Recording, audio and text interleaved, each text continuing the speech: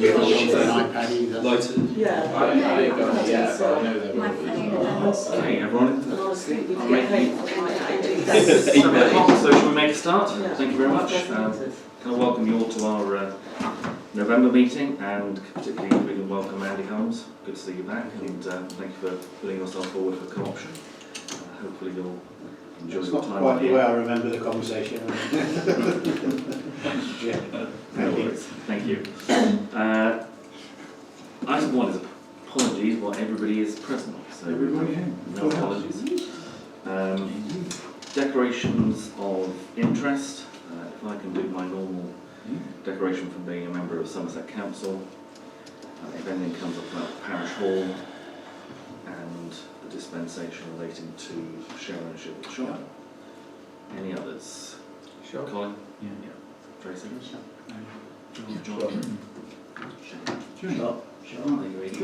And any other decorations, any other matters on the agenda?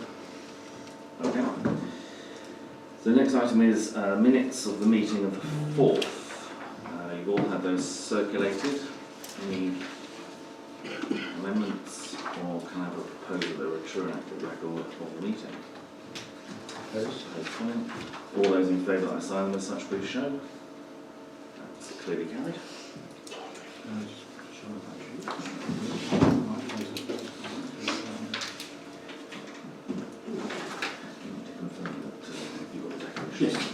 Yeah. And yeah, just also to confirm at this point, Andy has signed his declaration of acceptance of office, and that is now with the clerk, so that is all dealt with. Next item on the agenda is planning considerations. First application is number 072322, replacement of a section of fence with a wall at Exeter House, Burton Road. Who's leading on that one? I will. David? If you want.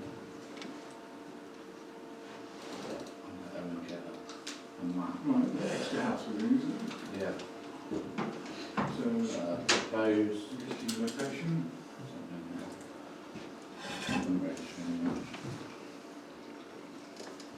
Do you need anything else?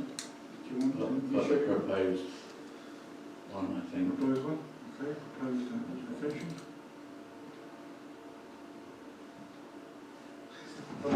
So just to confirm, that's what, Brent Street, Burton Row and Station Road? Yeah. And that's the old post, what was the old post office? Yeah. Yeah.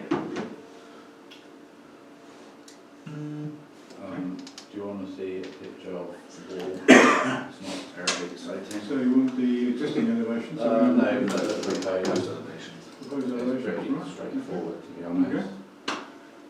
So basically, they've applied for replacing a section of existing boundary fence with a wall.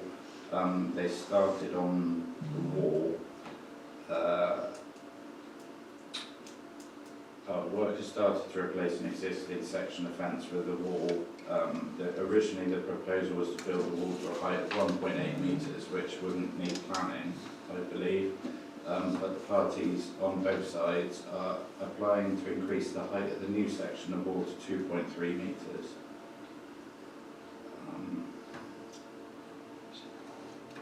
And I don't think there's too much, nothing too exciting about it really. It's just basically conforming to planning requirements. But where's the wall? Is that on the road then? No, it's between the two properties. Oh, right. So it only affects the two properties? Yeah. And if they're both happy with it, Yeah, are it they? does, yeah, yeah, it's the both of them, but in the planning application, what does it say?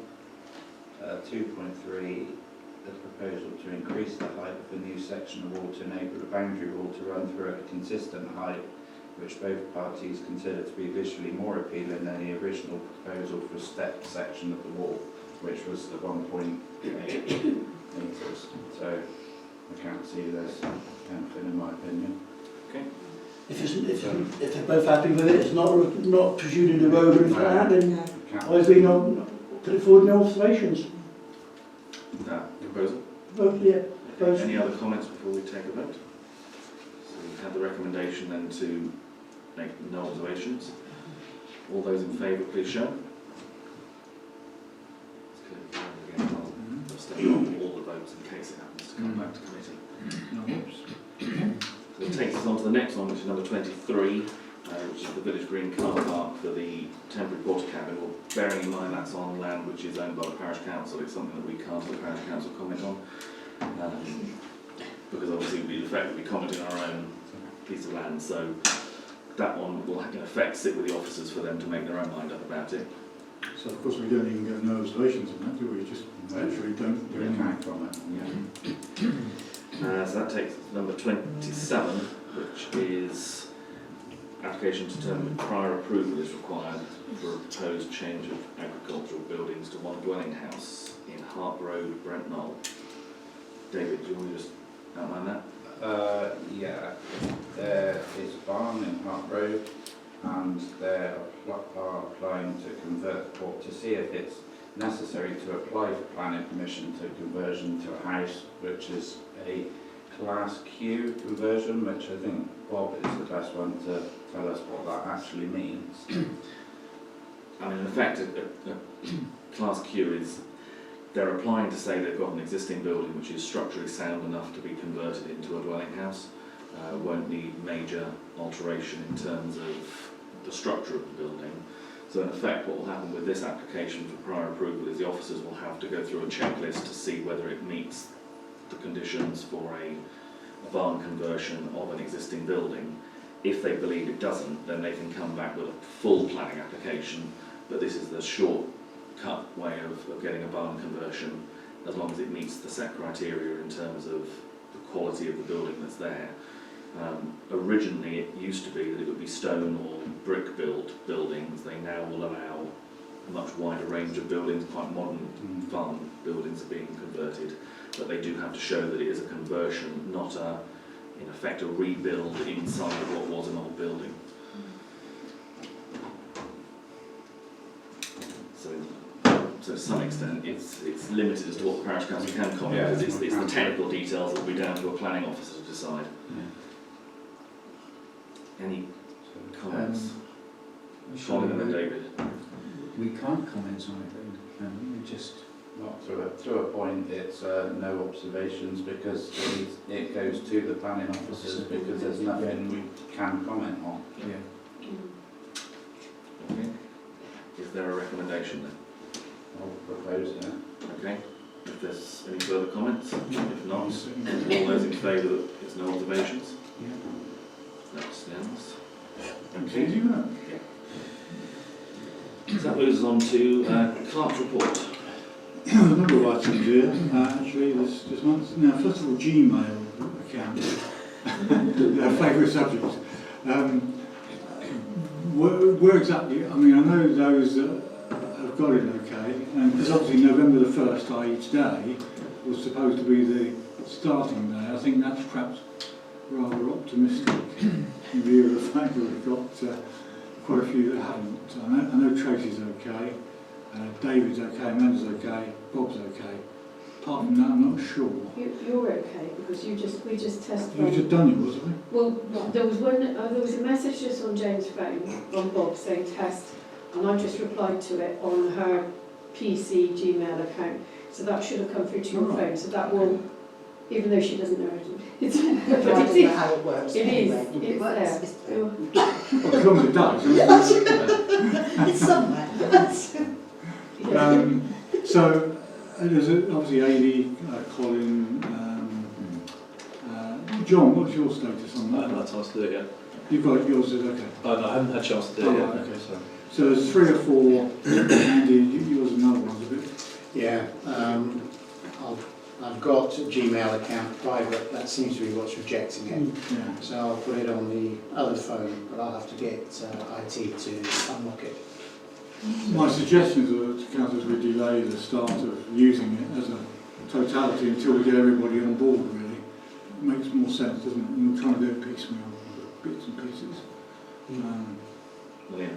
It doesn't necessarily have to be a Gmail account though, does it? It just needs to be a separate email account for council business. There's no requirement for it to be Gmail or Hotmail or AOL. No, I think the feeling The suggestion was, though, that if we went for a common theme, then particularly for members of the public, it's easy for them to get in touch. I mean, for example, with the Somerset one that I have, it's the same format for officers and members. You know, it's first name dot second name at, and it's always somerset.gov.uk. So if people were doing that for us, they would always know that the format was first name, surname, letter, Brent Knoll PC at. But obviously, it's ultimately it sits with members. If you don't want to do that, we're not going to force people to do it. It's certainly it is advisable having a separate account, because obviously we have the issues raised about freedom of information that you can get caught up in if it's your own private account that you're using. As I say, for simplicity, that was aiming to have everyone the same, but we're not going to force the issue, because we do know that there are some members who don't want to do that format. So, but obviously, if we can get it to the point where everyone's got that separate email, then at least we know that we can start operating from there. So we'll just keep it as an ongoing thing until we've got ourselves, we're all happy. Okay. December the 5th, Mark Fiddis is coming to do the tree removal, the apple tree removal. Now he's coming, he originally said he'd come at 8 o'clock in the morning, and I went back to the shop and said, look, actually we might need to shut the shop. They weren't entirely happy with that, not surprisingly. So I went back to Mark and said, could you do it perhaps from say 1 o'clock, ideally, because then the shop can close in the afternoon. I think his main concern originally was the sort of failing light in December, because you don't know how long it's actually going to take. But he's happy now to come at 12, so he's brought forward a little bit. The shop had to close just a little bit early, and then obviously it's Parish surgery day as well, which is quite fortunate because it means I can, before I leave after the surgery, to make sure the car park is actually secure, and that there's nobody been parking there during the morning. So in a way it's quite good timing in some ways. So he'll come on the 5th of December and remove the apple tree and do what we've requested and got a quote for, got agreement from. Yeah, if you're happy with that particular arrangement, hopefully that will suffice and get rid of that tree before the end of the year. Okay. I made contact with the landowner on the corner of Wick Lane, and in fact, by now I would have expected that to have been dealt with, but apparently it hasn't. He promised me on the telephone he would do it. So I'm going to have to send number 2 letter, I think, just to confirm it. So that's an ongoing thing there, really. I mean, to be honest, looking at it today, there's a telegraph pole, which if you took the telegraph pole as the line, nothing in front of that, Yeah. it would be clear for the road, but it's certainly well overgrown still at the moment. Now the only other issue I wanted to just to say very, very briefly, if any member of the Parish Council has an issue with myself, then it should go to the staffing committee. So anybody has a problem with competence or any other matter that relates to a staffing issue, it should be addressed to Tracy, Bob and Colin. They will take it on board, they will discuss it, and they will feed that back to the person who has made the complaint. Okay? I would not be involved in that discussion, even though I'm on the staffing group. I would not be involved in that discussion. So it just gives you a clear idea of what you need to do should you have a problem. I think that, for me, at the moment is it. Do you want to do the update of the surgery? Yeah, the surgery, we had, well, three visitors really, I suppose, didn't we? Or 4 if you include George, of course. Yes. We had four visitors. Most of it was relating to SID, speeding, ANPR, wanting updates on where we are on various things and updating material, particularly on the ANPR, because now we've got the ANPR ordered, it's on its way. Clearly they're quite keen to see in action. And they were very complimentary, actually, I'll say, to the council. They thanked the council greatly for doing a lot of the work to get the posts sorted out. because obviously the post needed reorganising to allow for for the SID to be compliant with the council, Somerset Council, and also the ANPR. So it was I would say quite a complimentary parish secretary. Bob was there as well, actually. And the only other issue that was raised was a drainage issue, wasn't it, at the corner of Bakersfield? Yes, so it was the matter that was raised at the last meeting about chasing up the drainage board about what's happening with Bakersfield and Crooked Lane in terms of the drainage. We have been advised by the drainage board that they are aiming to get both of those jobs and a further drainage issue in Brent Knoll relating to Burton Road dealt with this financial year. It is on their top 10 list of, so 3 out of the top 10 jobs they've yet to do are all in Brent Knoll, but they are aiming to get those sorted. And I think that was pretty well it, really. I don't think there was anything else that cropped up outside of those particular areas. And you know, the 2 or 3 people who come along are quite regular, actually. They tend to come to most of the surgeries. Yeah, that's where we are at the moment on that. Okay. So moving on to item 5, you've all had circulated the project tracker for October 23. That was sent around by the clerk before. A number of those issues will come up during the meeting. Do you find that useful, by the way? Yeah. Just as a reminder. And footpaths team, any updates from the Well, yeah, we went, that is David and I went and cleared, there was a fallen tree on the path up north, we went and got that out of the way. While we were up there, we noticed there was some people walking again down the field and clambering over the fence, which I don't know how much of a problem it is at the moment. When there are livestock in there, it will be, potentially, because the fence is being pushed down. On the corner, like the first corner, it's really muddy. It always is muddy, but it's a footpath, it's in the winter. I don't know if we need some sort of a sign or something saying keep to the footpath, because people are randomly just pushing the fence down. And well, the path is so dangerous. The existing path is really muddy. it is very, it's Very like muddy. it's like a skating rink. So I don't know. And down the bottom, isn't it? You know, where it levels off all of a sudden. It's really wet. And Oh yeah, it's very I wet. can see why people want to go in the field. Yeah, You know. but yeah, I don't know. I can see some issues in a minute. But that's Can we not talk to the landowner and see if we can put a fence and take a piece of his land? If they're going to walk on it anyway, then we'll put a fence up and protect his livestock at the cost of the council. And then that way, because you're not going to stop people coming down that path and crossing over into sacred. not really, no. I mean, the landowner, Mike Diamond, has recently passed away. His family's there. Yeah, well, Mrs. Diamond's not very well.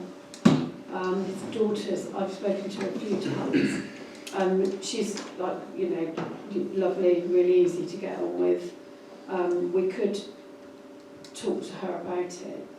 I don't know, see what she thinks. I think that what they do is to tend to rent it out to people for sheep, you know, for like a block months or whatever for sheep or something like that. Yeah, but we don't need much of it, do we? If we just take 10, 15 feet and we fence that off. I think it was them that fenced it off in the first place. Yeah. Yeah, Because I mean, the previous owners used to let people walk up the middle exactly. of the field, which then Just meant used to walk. fanned out, and so you didn't get the sort of wear and tear that Just you walk could around. concentrate I mean, on. whether they would